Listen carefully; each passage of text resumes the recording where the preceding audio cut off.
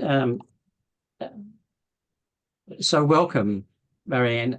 The introduction, the little bio that is on the advertisement, misses at least two things that I just want to mention. First of all, that you were in part of the team that produced the world famous article called "The Value of the World's Ecosystems and Natural Capital," which came out in 1997. And that was a masterful publication, which keeps getting referred to now. The full story of that is for another day, but that really established you as somebody of international reputation.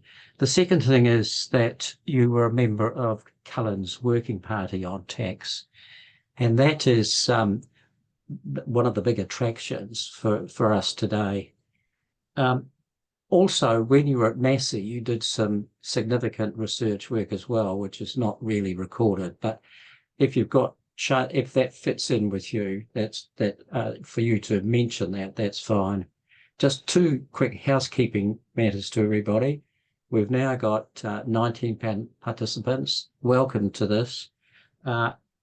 In the chat, you're invited to put questions during Marjan's presentation. She won't necessarily pick them up straight away, but certainly pick them up when she's finished her presentation. And the last thing I want to say is thanks to Paul Chalmers for organising all the electronic stuff. So welcome, everybody. We've been looking forward to this, Marjan, and so over to you. All right. Well, thank you, Robert, for the invitation, and of course, Paul, for helping support and organize this. Yeah, I can't see you, but it's wonderful to be here. And this invitation has given me a chance to reflect on a topic that I spent a year on and deeply immersed in as you said, a member of the tax working group in 2018. So that's already 7 years ago. Yeah, I can say a little bit more about the journey of natural capital and ecosystem service and the trying to value and model and use that information in decision support. Obviously, I've done that as an academic for almost 30 years now, and it ended up in places in leadership positions like the tax working group because of that. So I'm an ecological economist. I have a master's in economics and a PhD in marine science, and so I'm really trying to look at how do we design an economy so that people and nature matter. All right, so let's launch into it. This is then I could talk a little bit in the Q&A where I'm at with this topic now. It's part of a larger sweep, I suppose, of thinking about how we direct funding, if you will, into improvement of ecological systems. Yeah, taxation is one way of doing that. So Benjamin Franklin famously said in 1789, "In this world, nothing is certain except death and taxes." So taxes are something that people care deeply about, whether it's minimizing how much they pay or understanding that it's a necessity to keep a society running. But how taxes are collected and spent sparks an intense debate. So opinions on taxes often come down to first your worldview, and then secondly, about the details and understanding the intended or unintended consequences. And as I learned in the tax working group, good communication is important because it's actually quite a difficult topic. So what I'm going to be doing today, and just if you cannot hear me or see the slides, please do let me know. So what I want to do today, based on this invitation, is revisit the recommendations from the tax working group. As said, that's already 7 years ago, and reflect a little bit on what has happened since, and then launch into the Q&A and see where the conversation goes and how I can support you with your on this topic. So a little bit to set the scene in, there we go. Actually, let me see here. Yeah, I just wanted to say that in 2018 that I obviously was a member of the tax working group, but tonight I speak as a member of the public.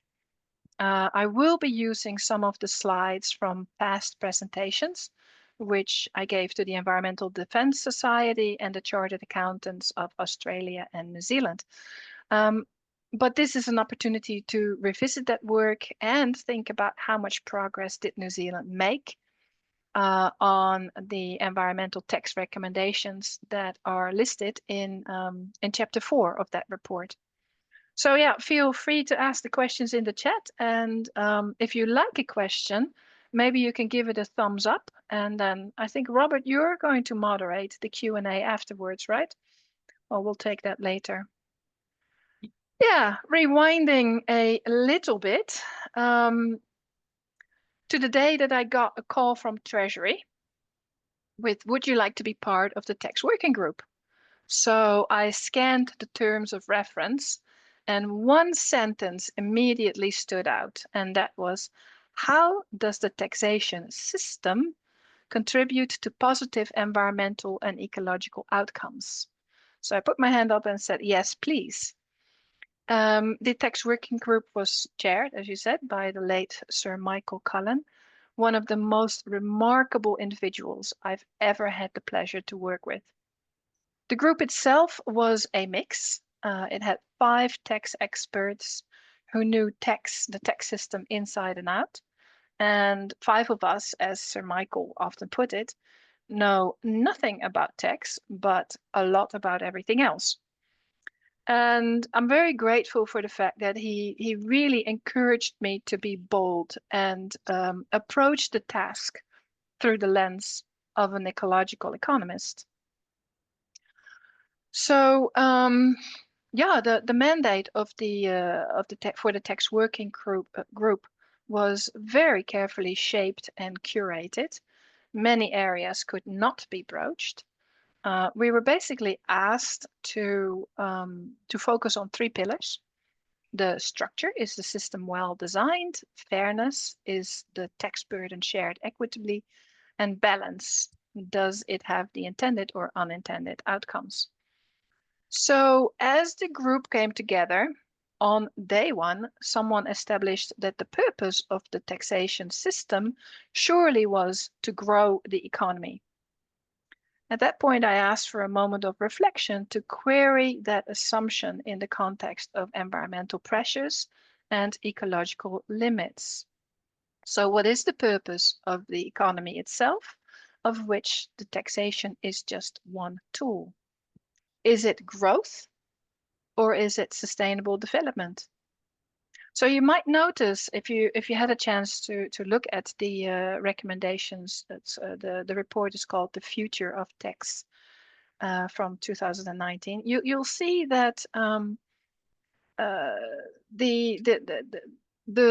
language of growth for the sake of growth and as an end goal is nuanced, and it's more geared toward sustainable development. So for the tax expert, taxation is all about raising revenue, progressivity, and avoiding economic distortions. But for an ecological economist, who's me, it's all about ensuring a sustainable scale of human activities, extending the concept of fairness beyond the current taxpayer into future generations and also other species, and moving from a balanced system to really think about a transitioning pathway toward a more sustainable economy and sustainable development. So looking back at that distinction, it was really important early on to make that distinction. And I was also helped, it also helped that the CEO of the Ministry for the Environment presented to the tax working group early on with a very strong message about the state of the environment. So that set the context for looking at environmental taxation. So the tax working group, as I said, the Future of Tax report highlighted two key issues. First, that the New Zealand tax system is relatively narrow and not particularly progressive. And secondly, that tax revenue relies heavily on basically two sources, income tax and GST. And of course, that brings us a bit to the elephant in the room, which was the capital gains tax. You might remember the moment where the Ardern administration ruled out capital gains altogether. Even the tax working group members were caught off a bit off guard. And in my personal view, and that's really my personal view on this, there was a bit of an overall communication issue or lack thereof in explaining what that capital gains tax or taxation is really about and how it works. And just to give you an example, I'll never forget a heated encounter while I was hiking the Old Ghost Road shortly after our report was released. A fellow tramper launched into a very personal and abusive tirade, shall I say, when he found out I was part of the tax working group. Had he read the tax working the report? No. Did he believe that the government was about to seize 30 years worth of his capital gains? Absolutely. But in reality, the capital gains, what it proposed was that it wouldn't apply to first homes. It wouldn't be retrospective. It would start somewhere in the future. And it would only thereafter tax the gain from moving forward at, say, 15% or so. So when I explained that, he calmed down. So just to say, communication on tax matters to bring together the sides is really important. Now, the capital gains tax wasn't the only big topic. The environmental taxation, Chapter 4, became our second most substantial body of work in that group. So a little bit more on that. Composition of the New Zealand tax revenue in 2016 reflects a narrow base, as I said. Income tax and GST brings in a revenue of 92.7%. And then environmental taxes, only 6.2% at this point. But if you break it down and you look at what that environmental tax revenue consists of, you see that it is mainly from energy and transport. And almost nothing is based on pollution or resource use. Rent on mining, of course, is excluded. And even less is targeted on the negative externalities. So with that, if you then compare New Zealand to other OECD countries, in 2013, the OECD estimated that the New Zealand Environmental Tax Review as a percentage of overall tax revenue was closer to 5%, placing us among the bottom 4 countries. Now, Stats New Zealand revised that number in 2016 and placed us a little bit higher, but still in the bottom 1/3. So this corresponds to under 2% of tax revenue as a percentage of GDP. To emphasize that this is not about environmental spending, it's just the revenue stream that a country gets in from environmental taxation. So it partly reflects that New Zealand has chosen a relatively narrow tax base that is uniformly applied across everybody with some progressivity. I'm not a tax expert, but I understand that most of the progressive outcomes come from the way that the revenue is spent rather than from the taxation aspect. So here is what I think is a quite powerful example of a tax on waste in the United Kingdom. There, they fairly early on in the late 90s, around the time that we published that paper in Nature, Robert, they started with waste levies, which evidently reduced over time the waste stream to landfill with about 80%. Not only that, it raised about £1 billion. I mean, that's in today's currency about 2.3 billion New Zealand dollars. And this revenue then seems to have been used in part to enable waste minimization and to manage the system so that it could perform along those outcomes. New Zealand's waste levies, you might wonder, I mean, I didn't do a whole lot of work on it to catch up on where we are at now, but very superficial check that I did yesterday seems to indicate that we're roughly priced at a level where the UK was in about 2004. So despite having raised the levies in New Zealand, though, on waste, and also having implemented some waste minimization actions, somehow the volume of waste to landfill still seems to grow. And take this with a little bit of a grain of salt, because really it was a very superficial check based on so that I could talk about this a little bit today. I'm happy to be proven wrong on all of this. So now I want to talk about hypothecation. Tax experts do not like hypothecation, which basically means earmarking tax revenue for specific purposes. They prefer some form of, neutrality. Just bring it into the coffers, in the general coffers, and then we'll distribute it from there on. But New Zealand already earmarks tax revenue for a purpose.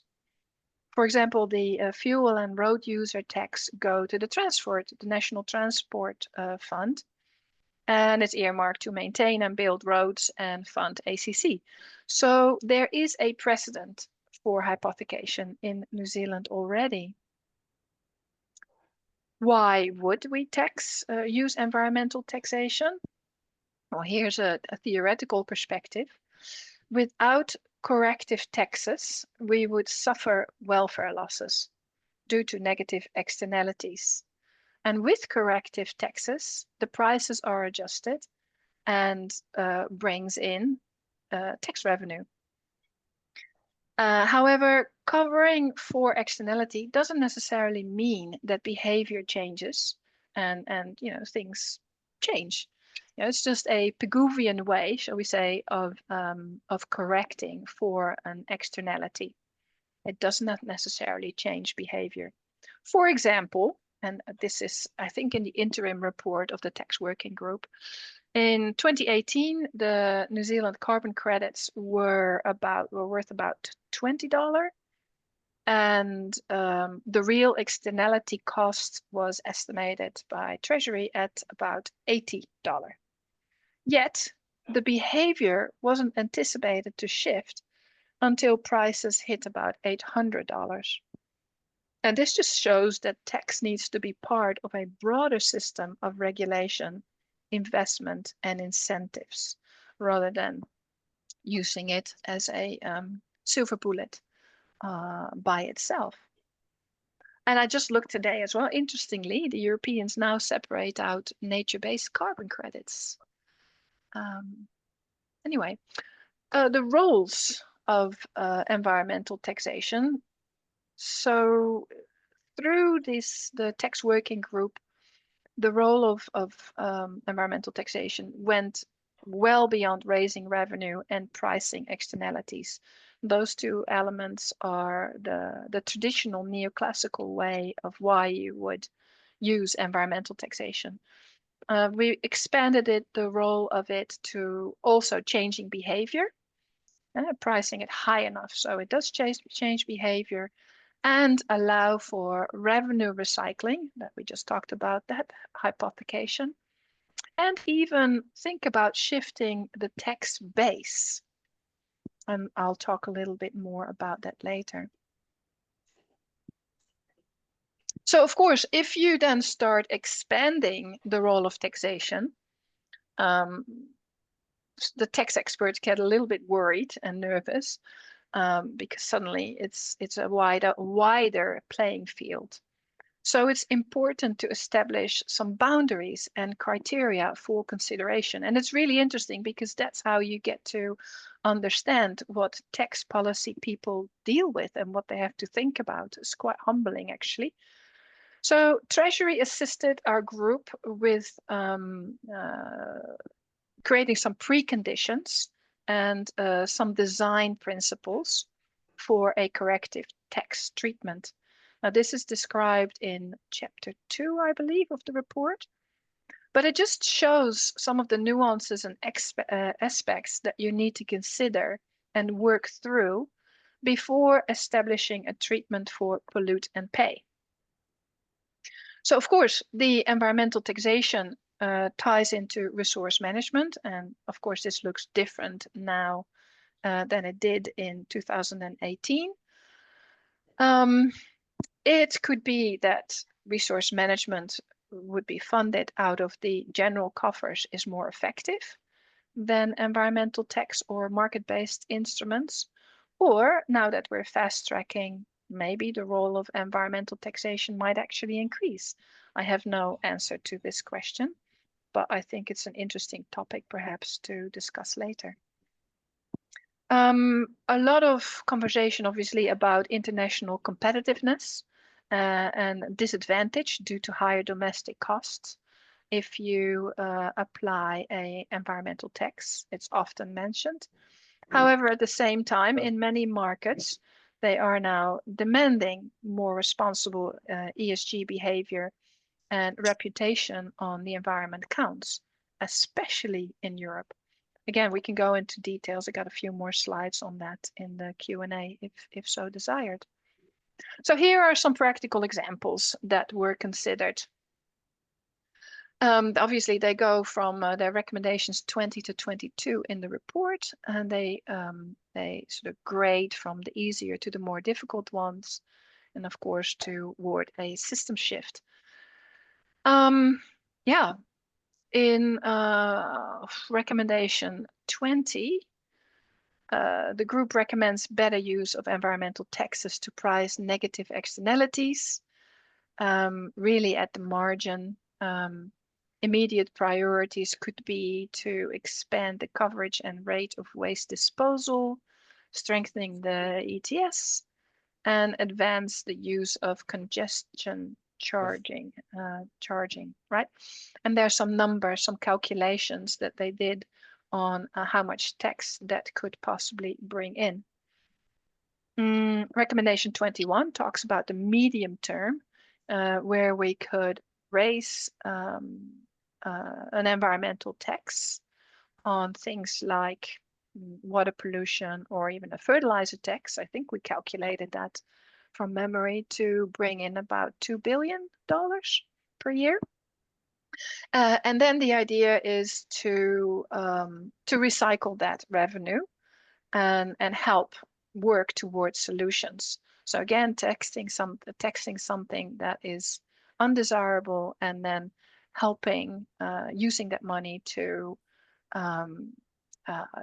move to a better solution. For example, tax on fertilizer, but then use that to help farmers move toward a form of agriculture that doesn't require as much fertilizer. And yeah, long-term environmental taxes could become more significant part of the tax base by shifting the tax base, developing and adopting more innovative tools. Talked about it as tools like remote sensing that then establish, monitor, and evaluate the quality of an ecosystem and the behavior that it is subjected to. Thereby, if people do good things, then maybe reduce the tax pressure, and if it is, I don't know, paved over completely, maybe it doesn't generate the same ecosystem services and you pay a higher tax. Right. What is it? So someone's talking, it's okay.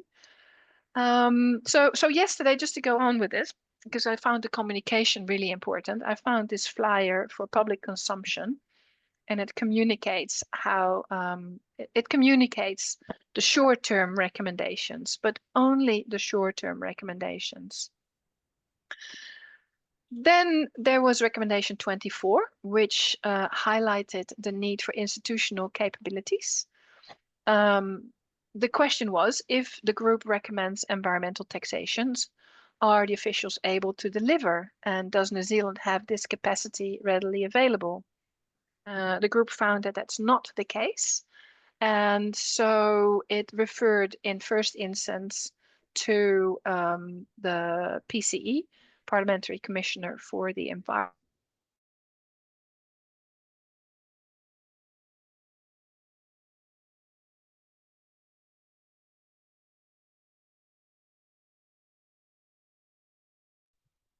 We've lost your sound, Marjan. Mute. Okay. Oh, all right. Yes, that's better. Where? Go back a slide. This one?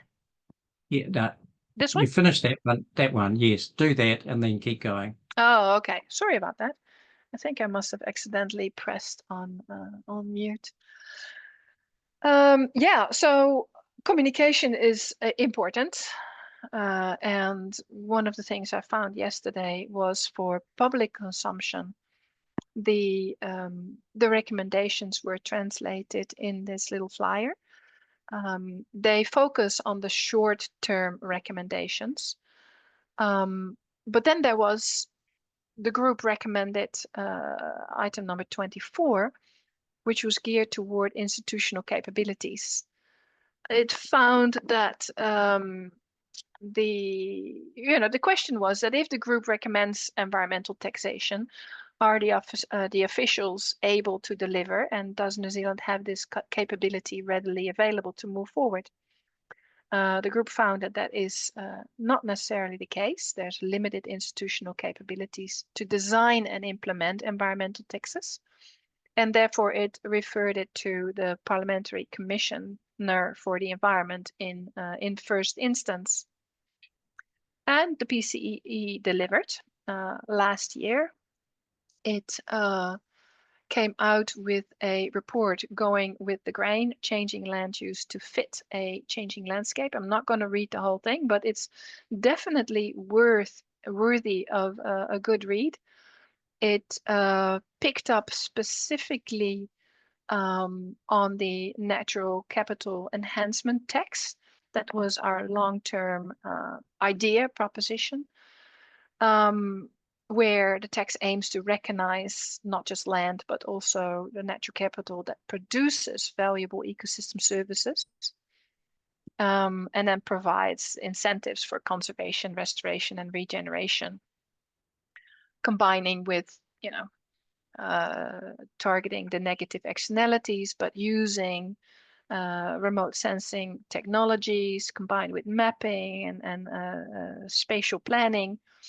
That could be used to change the ecological value, or at least have a natural capital balance sheet to see where we can make progress and where taxes should be higher or lower, based on what's going on on land and sea, land and coast, and land and sea. Yeah, let's see. Another really great report from the Parliamentary Commissioner for the Environment is an estimate of the environmental expenditures. This came out last month. And it's quite important to see. This is figure 1, so you can find it on page 9, where you can see a merit of institutions, of agencies that then all contribute to a joint goal. And I left out those slides, actually, my transition slides. We can talk about it later if that's of interest. But so important to have goals on where outcomes, where this needs to deliver to. And mapping the environmental expenditures from those different agencies toward joint and shared goals is a really big important step, in my view, of moving forward with a shift in tax base.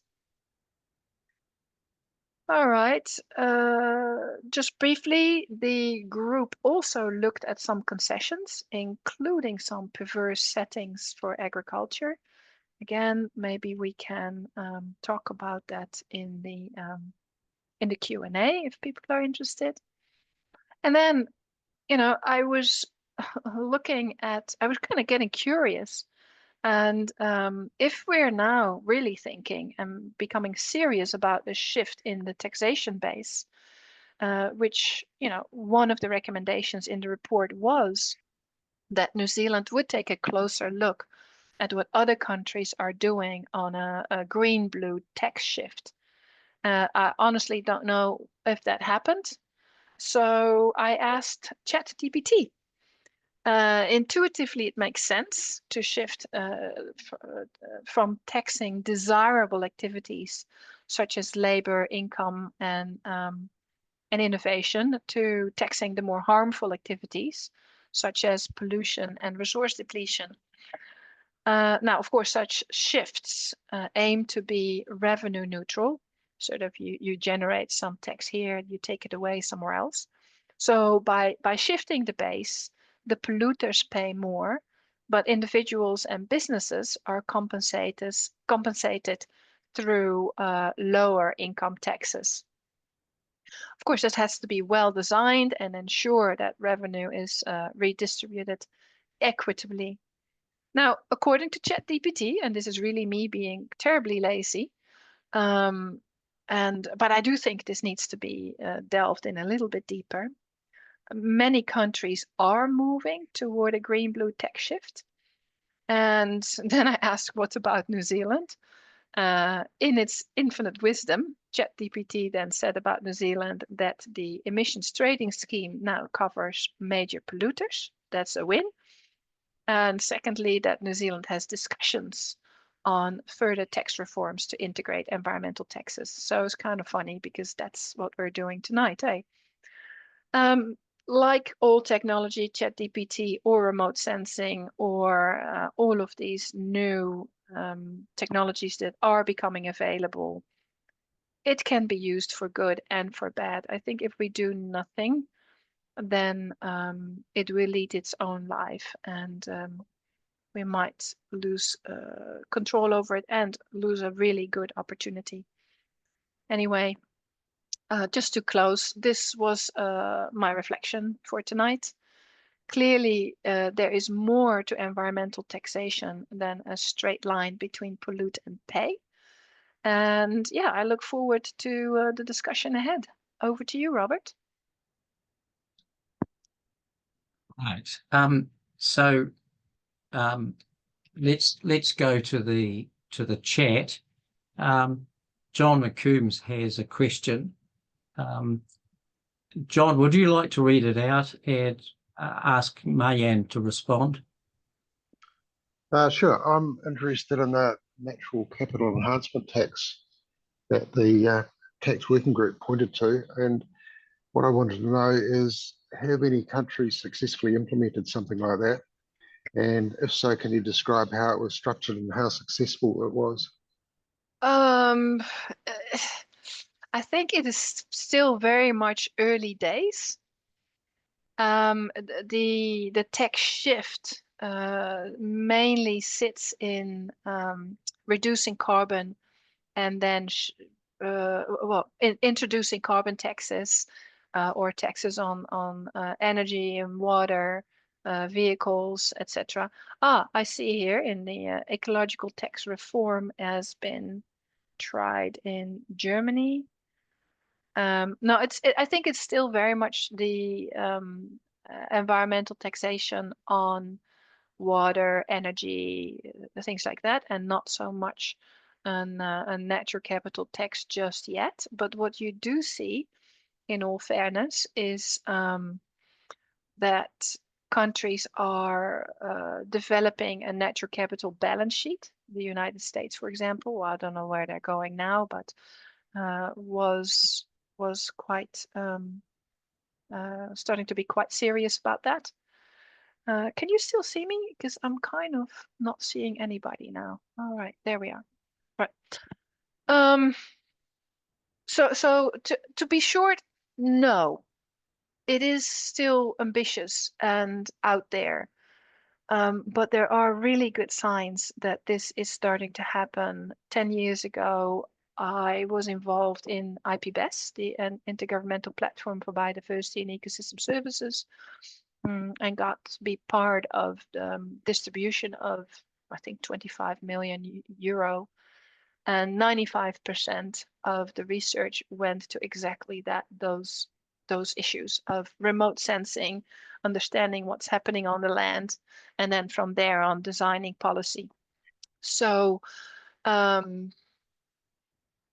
other example that I might want to point out is actually quite close to home. I used to be, last year I was still Chief Economist at MPI, Fisheries New Zealand. And one of the research projects I managed to help redirect into mapping kelp forests, because kelp forest you can also remotely sense actually into the water column. So rather than doing local survey, the local survey then was used to ground truth remotely sense data.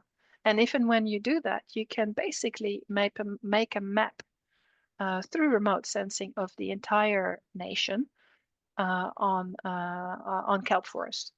So that's just one biome, kelp forest. It has been done much more for agricultural purposes, for forestry. That is actually quite doable.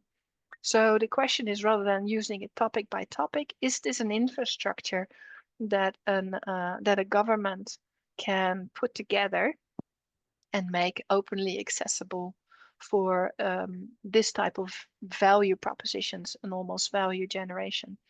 It is a bit forward-looking.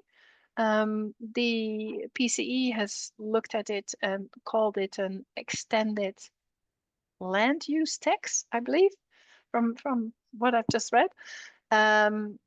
So it's a conversation, if that helps. Bits and pieces are coming together, but I don't think there's one country just yet successful in doing it. So, John, do you want to come back on that? No, I'm just making some notes, thanks. That's fine. I've got a question there, Marjan. Where should New Zealand start in expanding its environmental taxes? Well, I think that starting with the basics, such as the waste tax, looking at water, looking at the anywhere there are substantial externalities, right? Externalities that are, if there's trade between two partners, the private traders win, but then there is an impact, an externality to that trade on third parties, onto society. So how do you cover that? And this is where the waste levy is important. Carbon we're doing to a certain extent, but all of these things can be expanded. Water can as well. Fertilizer, I thought was a good idea, and I think it still is, but it was extremely contentious, as you might imagine. In what way was, excuse me, in what way was it contentious?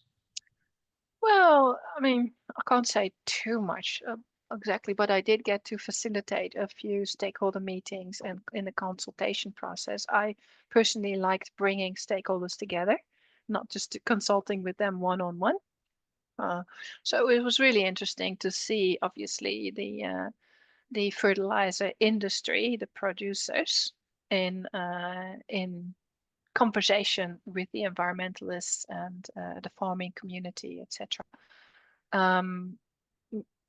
In my mind, why I liked it is because in some areas you have to put in a lot more fertilizer to make things grow than in other areas, right?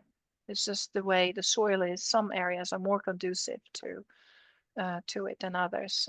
If you have sandy soils, fertilizer just goes down into the groundwater. And I think that is part of the problem in the Canterbury Plains.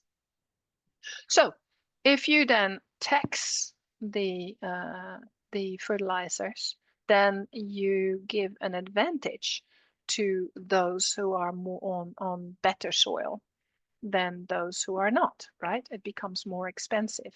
Now, rather than saying, okay, too bad for you, you then can say, okay, there is now some funding, a revenue that we can direct into helping you to develop into activities that don't require that much fertilizer. For farmers, that could be a good idea. For the industry, might not be such a great idea. Thank you. Look, I missed Aria, I missed your question. Sorry about that. I jumped. Excuse me. I jumped over to my one because I missed yours. So, could you read your question out? And Aria, okay. You need to unmute yourself. Unmute. Thank you. Okay. There you go. Thanks for having me tonight, Robert. So yeah, I have a question. Fashion water scarcity is scientifically 2.5 years of human water consumption for one cotton shirt, according to book Fashionopolis by author Dana Thomas. There is so much it turns the rivers black in China. And there is so much environmental degradation and destruction in New Zealand. It's a shame when bad businesses make a lot of profits for shopping, out of cruises, Chinese exploitation products and new fashion in shopping malls, plastics, ocean, excessive dumping, excessive construction, depleting water, especially casino, excessive Japanese car dumping, cruelty to animals, lowest quality meat, excessive preservatives, and supermarket excess dumping, inciting hatred by too many left hungry, should be distributed through charity. These things are right in front of people's faces, and no wonder people get scared of Chinese, because we're exploiting China as their, with too much excess fashion in shopping malls and brand new fashion stores, and most of it's dumped in the ocean for that, that real cruelty of human labor, turning rivers black, and it's not 21st century living. So what I hear you say is that fashion has quite a lot of externalities associated with it, both on the environment and possibly socially. There is actually a really cool New Zealand company. It's terrible. Deborah Crow is part of this. I would have to look it up. That is really innovative in reducing that. So what you could do, if you look at it from a taxation perspective, you can say there is high externalities on certain kind of fashion or clothing or whatever other products you have. We've decided to put a levy on that.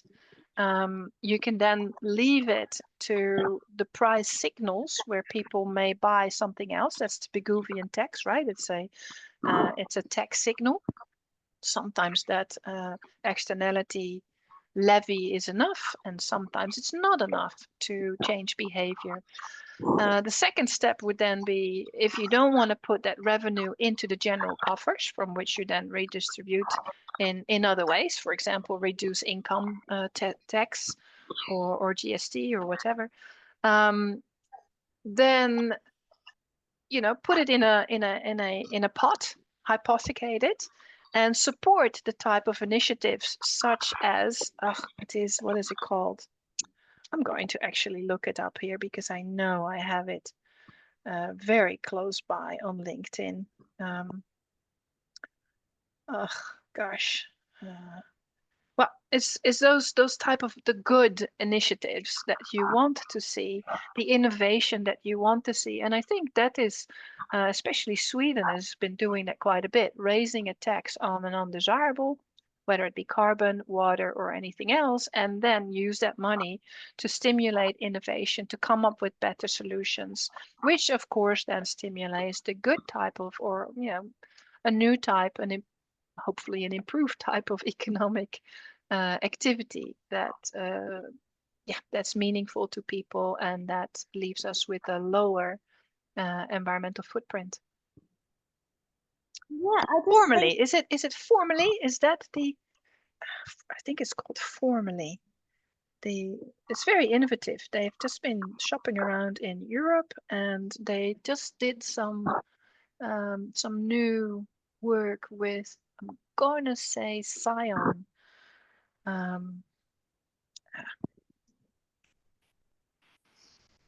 Deborah Crow, formally, I think it's called.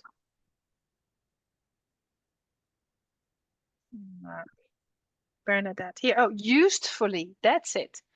Used fully. So it's used fully. All of it is being used. Good old Kiwi, new invention. Does that make sense? What I'm trying to get across here is the idea of taxing, raising levies on things that are undesirable, and either leave it to a price signal, and if that doesn't work, or you need something else, such as innovation or a shift into something else, then hypothecate it and ensure that you can innovate and do something new with it. Thank you. It's 21st century. I just feel really disturbed. It's like the problem is in New York as well. That was the major fire, a sweatshop in this book in the it was the one incident that was just as huge as September 11, was a sweatshop burning in the 1920s or early 1900s in this book called Fashionopolis by author Dana Thomas, and it really stressed. It really stressed that people were really happy once they gave up this work. They really they had a happiness that you would never imagine. And fashion is the second biggest environmental depleter after oil. Yeah. Yeah, look, using things longer obviously helps. The same old don't use things, use less or use it longer already helps a lot, and that's been going on for decades now. The other point that was really interesting in the context of taxation is, you have these different ways of thinking about the economy, right? From donut economy, but also sharing economy. And sharing economy is an interesting one because if and when people stop using things, stop buying things, stop and share things, and things do not go through the market system, what is going to happen with GST? Which happens to be a major part of our revenue stream, given that we have a fairly narrow taxation system in New Zealand, GST and income taxes.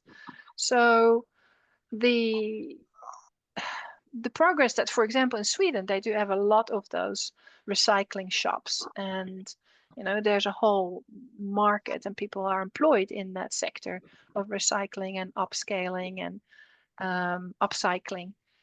But yeah, I tried that to sort of broach that topic. That is a hard conversation to have when your tax revenue depends on GST and income.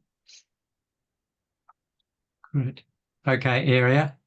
Now, can we go to Julie Park? Julie, would you like to ask your question? You might have to unmute.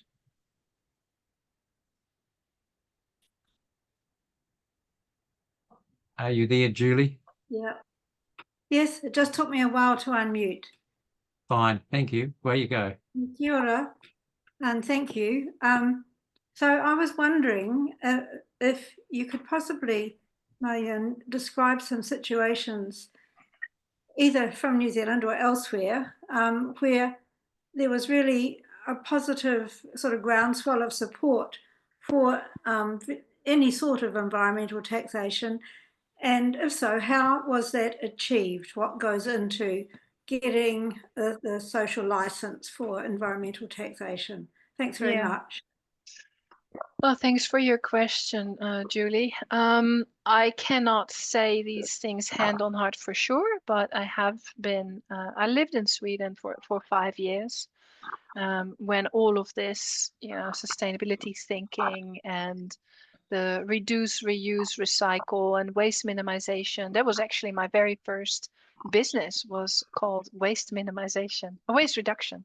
That was what it is. And I showed how reduction in waste could actually generate more money for companies. So they have a culture and a history, long-standing, of looking at sustainability. And therefore, I don't think it's surprising that they're doing quite well in the reduce, reuse, and recycle, and have a whole sub-industry around that. Yeah, why is that? I don't know. Cultural, maybe. The Germans have been doing this for a while. I just showed you the example of the UK, where that waste levy went in effect in the late 90s, and the results that they booked on that. I've had in the past on TV a conversation with, what's his name? Smith, one of the environmental ministers at that time, where I said that we were a little behind, a couple of decades. He thought that was a bit unfair, but it wasn't. I said, oh, we're like 3 decades behind to Germany and Europe on these topics. And they was like, oh, 3 decades. Okay, but even 20 years, 2 decades is a bit much. I don't know. I think, why do the Europeans do more? Maybe because they're so much more close together and they are with so many more people. Don't have as much space as we have in New Zealand. It's much easier to put things in a landfill here than in the Netherlands, for example. So they become a little bit more inventive in solving those issues. I don't know. Okay. Your guess is as good as mine. Thank you. Thank you, Julie. Now, David, you've got your hand up. Do you want to write a question or just talk to it?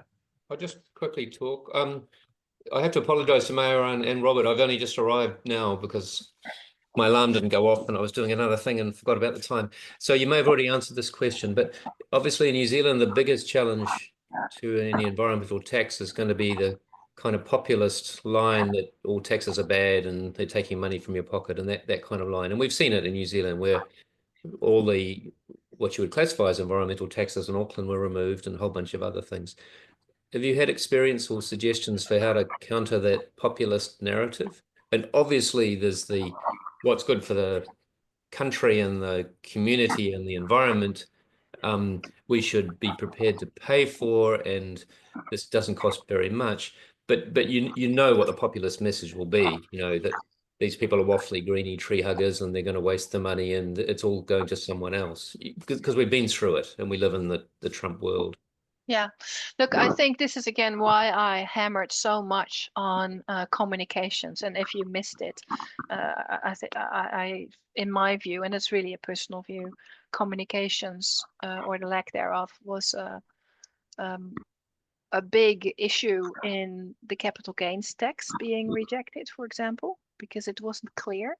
So if we're going to do this, it should become clear how the New Zealand tax system works, that it is very narrow. We use income taxes and we use GST mainly, a little bit of environmental taxation, but not really on externalities, right? Once you start showing that and then say, okay, if we raise an environmental tax, then, you know, people get worried because it goes in the big coffers and you never see it again, because New Zealand separates the revenue very much from how we spend it, right?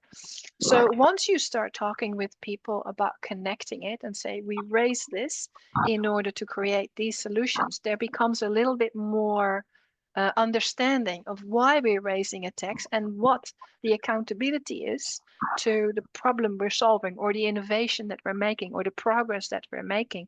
So I think part of the, what happened here? Wait a minute, because I had this, this one. To tax or not to tax. Did we did talk about that, right? The prerequisites of on why you would use tax, environmental taxation as an instrument or not. There are a few preconditions on why you would or wouldn't do it. And so communicating that it is measurable, that, you know, we have thought about the risk involved and for whom, that there is sufficient scale to actually do this, and it's not, you know, a big investment, public investment for very little gains. For example, and I don't know where they are now, the Topo nitrogen trading scheme, right? Cost, I think, $5 to $10 million. And when I looked at it when I was still at Massey, they had like 3 trades. I'm hoping that these days they've worked that out and it's actually sort of serving its purpose. I don't know. But you do have to think about, is there sufficient scale? And then also, once you get a behavior change, right? People start to use less throwaway fashion, for example. Then the levy and the income from it also goes down, because you're starting to solve the problem, right? And so once you have that in the mix of wanting to be revenue neutral, you still want a certain tax base, yeah, a general coffer from which you want to pay for your hospitals and your education and all these other things that we want society to do with our taxes. So you got to be a little bit careful with it, with that tax shift. I think it is worth the effort of really looking at it and bringing us into that 21st century and bringing us onto a transition pathway. And that's where in the tax working group, I really hammered on what does a transition pathway look like, and not just get stuck in the Pigouvian tax, you know, trying to correct for an externality, but really look at, where is this going? What are the outcomes that we're envisioning in this? Yeah, and that's, you weren't there, but again, great to see the Parliamentary Commission for the Environment looking at it from an institutional perspective and aligned with outcomes. There's a lot of work that can be done. I do think it will require a lot of communication and trying to get buy-in. So looking forward, that's where I would start. Really try to sell it to people. Could I just an observation? If we're trying to sell it to an impartial voter who's struggling to pay their grocery bill, you know, the average citizen out there who are the voters, then there has to be an element of the kind of value for money. And I'm completely supportive. I'm not I'm absolutely in favor of it. But you can see how it would play out where, hang on, you want me to pay $5 for, I don't know, to say the kōkako, whereas I can't afford food for my family, kind of conversation, right? So it has to be something about value for money in my environmental spend, which helps. But this is where the tax shift would take place. So you tax negatives on the environment, but you reduce the income tax, and you can reduce it then more on the lower incomes, and maybe don't reduce it so much on the higher incomes, if that makes sense. So you get, through taking the tax on something that is undesirable, you can then move it to to reduce other parts of the taxation system. That is what I understand, based on a very brief catch up online and via ChatGPT. I will admit that. The various countries that are listed in doing this have done. You know, when you ask for what does tax shift look like, that's what it looks like. Yeah, so you do get something back, and yes, you can actually make things more progressive through that.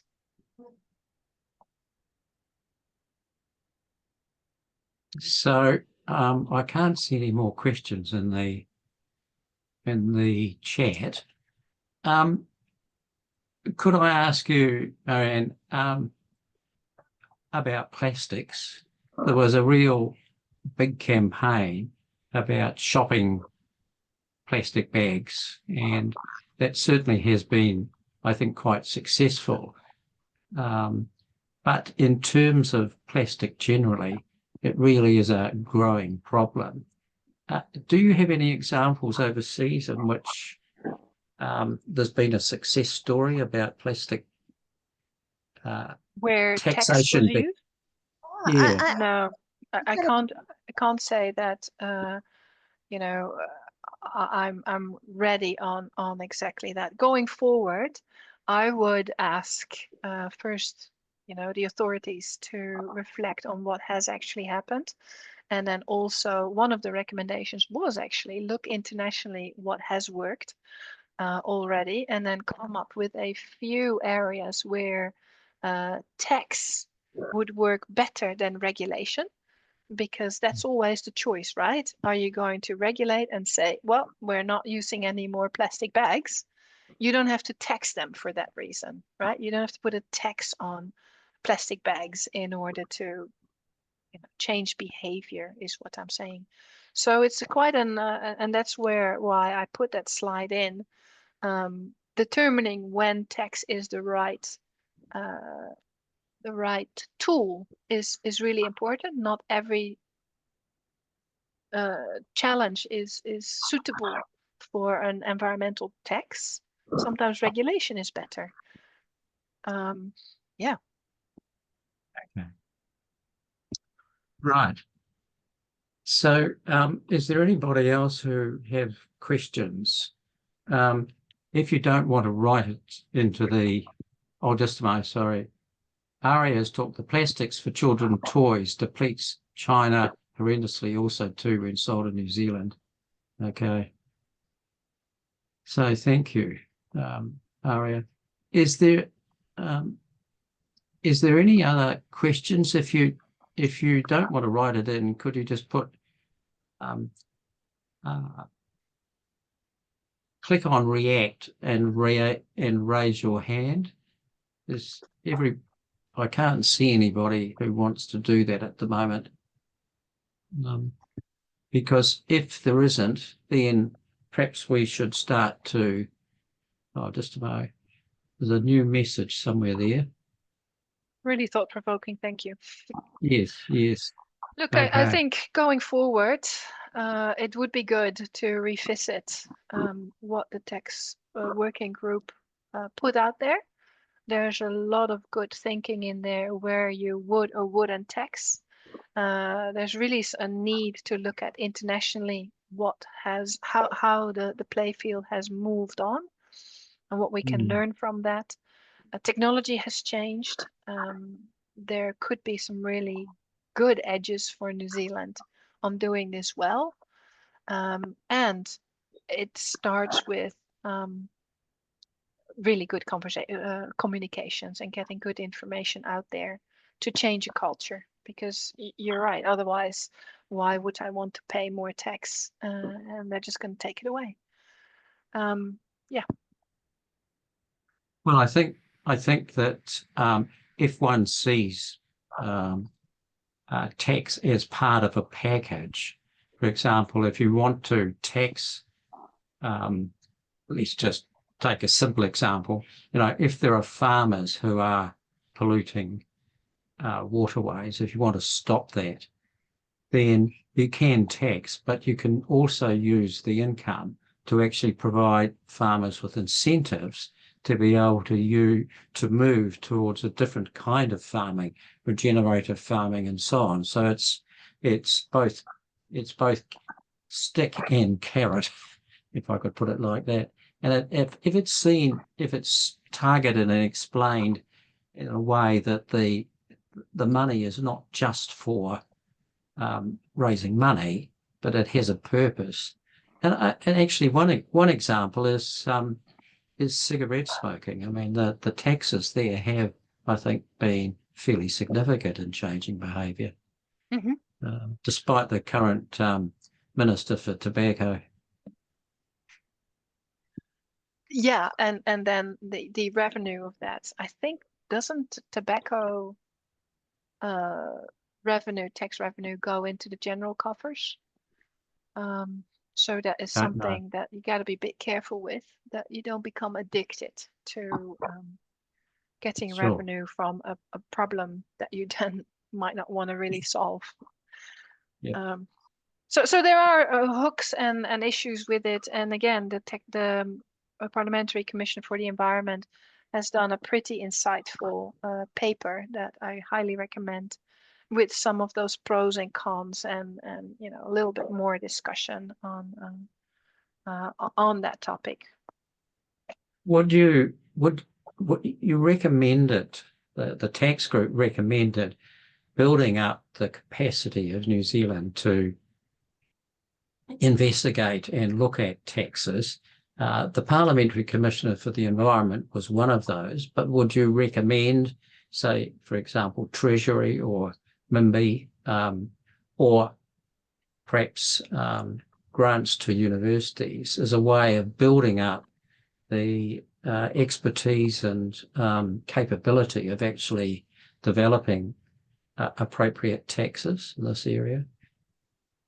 I would, but that's my personal, view and interest in not leaving this unexplored. I'm not saying that it is a silver bullet, not at all. It needs to be a package deal. But what the role in it is, and especially in a tax shift, using the externality taxes better when, what areas are really, ready for this to happen. How do you shift the tax base? And I know that this natural capital enhancement tax that put out there 7 years ago is a bit far out, but at the same time it is not. This is where the technology is going. This is where I think New Zealand could really develop an edge. We're already doing the hardware with space activities. What about the software and actually doing something useful with this type of information, and developing good policy and developing a basis to invest in natural capital and people, and at the same time stop rewarding behavior that doesn't lead to the outcomes that we want. So let's just wind it up now. Paul Bruce has asked, is there any new legislation before Parliament? I haven't seen anything or heard anything, but also I haven't looked in any great detail. I don't think the current government actually is focused particularly on trying to develop environmental taxes. They're all climate deniers. Sorry, I'm okay. Look, Marjan, is there anything else that you would like to say in conclusion? I just appreciate the opportunity to reflect on the work that I was part of 7 years ago. Quite a few things have changed, and I would hope that New Zealand takes a closer look on where it could create some advantages for itself, by looking at whether to tax or not to tax, how that package looks, how, what the opportunities are in this space. Because that's sort of where I'm at with it. And if anybody wants to discuss that further, or how you would take it further, then I'm happy to take that offline. Great. Well, can I say on behalf of everybody, we're down to 24 participants, but I noticed at one stage we were up to about 35. So that's a good number. And the fact that it's going to be recorded, is being recorded. Now, I think Paul Chalmers actually had to leave, and it's now, I think you're the co-host. So Am I?